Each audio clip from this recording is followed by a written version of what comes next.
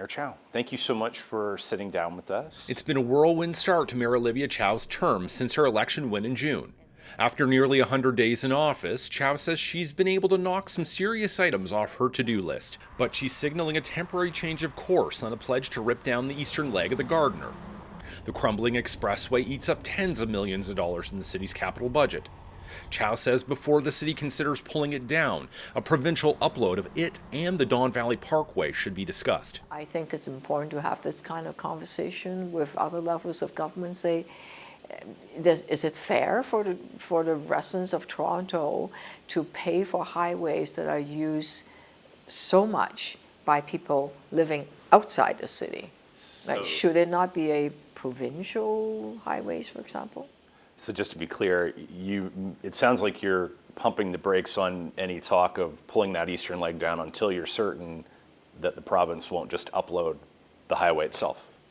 We'll see what comes out of the conversation. As I said, all options are on the table.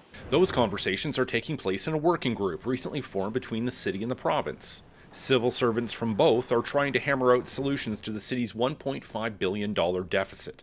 Chow says the city proposal to create a new sales tax might not be required if other costs are taken off the city's plate, like the two highways. So was the municipal sales tax a bit of a political gambit then to get the province to come to the table because, frankly, the Premier is very tax averse? Whatever it takes. We are at a place that we want to be creative and collaborative. And we know what has been done in the past doesn't work. We need to do something new. What is it? Well, we can discuss it. So we put everything on the table and said, here's a menu. It's like a salad bar, okay? What would you like to pick? We have all these options. And in her first 100 days, Chow also appears to have accomplished a victory with Premier Doug Ford himself, convincing him to acknowledge Toronto's financial trouble. This is a real change of tone from the Premier, who has long said that Toronto had a spending problem, not a revenue problem. How did you convince him of that? Prior to that meeting, our staff met quite a few times. Their provincial and our municipal staff also met, so both the political and the administrative level. There have been a lot of conversation. Here's our book, take a look, this is our problem.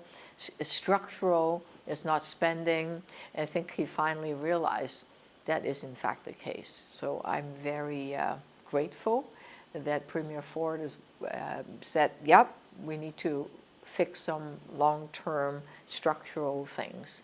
And this conversation is continuing twice a week, and people are working really hard. An interim report on those talks is set to be released at the end of this month, and the group has a deadline to propose solutions by the end of November. Shawn Jeffords, CBC News, Toronto.